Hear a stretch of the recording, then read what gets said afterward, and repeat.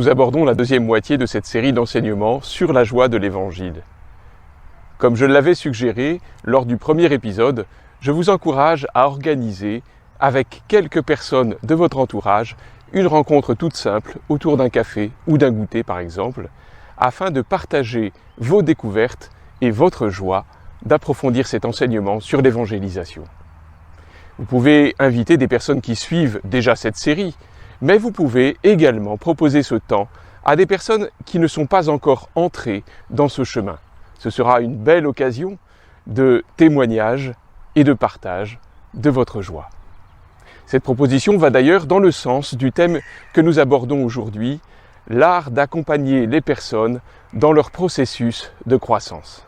Dans une civilisation paradoxalement blessée par l'anonymat, nous dit le pape, et en même temps obsédée par les détails de la vie des autres, malade de curiosité morbide, l'Église a besoin d'un regard de proximité pour contempler, s'émouvoir et s'arrêter devant l'autre chaque fois que cela est nécessaire.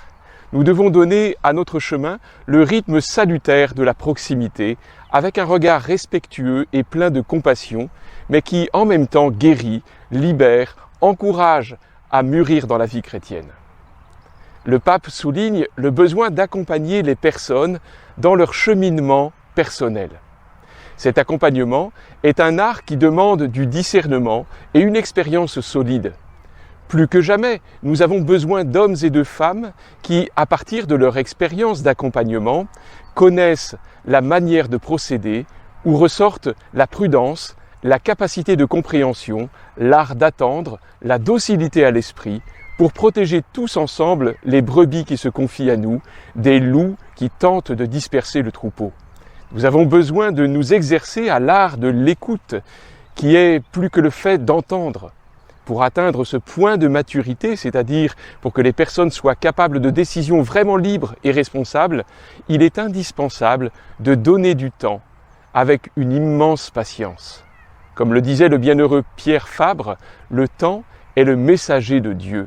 Bien sûr, tous ne sont pas appelés à la mission de l'accompagnement spirituel.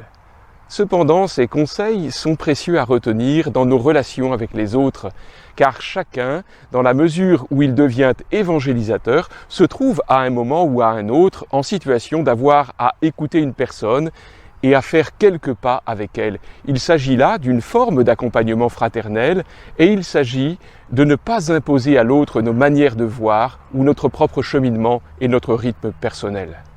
L'accompagnement spirituel authentique commence toujours et progresse dans le domaine du service de la mission évangélisatrice. La relation de Paul avec Timothée et Tite est un exemple de cet accompagnement et de cette formation durant l'action apostolique. En leur confiant la mission de s'arrêter dans chaque ville pour y achever l'organisation, il leur donne des critères pour la vie personnelle et pour l'action pastorale. Les disciples missionnaires accompagnent les disciples missionnaires. Pour grandir dans l'art de l'écoute de l'autre, il est toujours nécessaire d'entrer dans une attitude d'écoute attentive de la parole de Dieu. La Sainte Écriture est source de l'évangélisation. Par conséquent, il faut se former continuellement à l'écoute de la parole. L'Église n'évangélise pas si elle ne se laisse pas continuellement évangéliser. Il est indispensable que la parole de Dieu devienne toujours plus le cœur de toute activité ecclésiale. Ces 2 prochains jours, gardons dans notre cœur cette question qui peut aussi se transformer en exercice pratique. Comment puis-je porter une attention plus grande à écouter ce que me disent les autres ?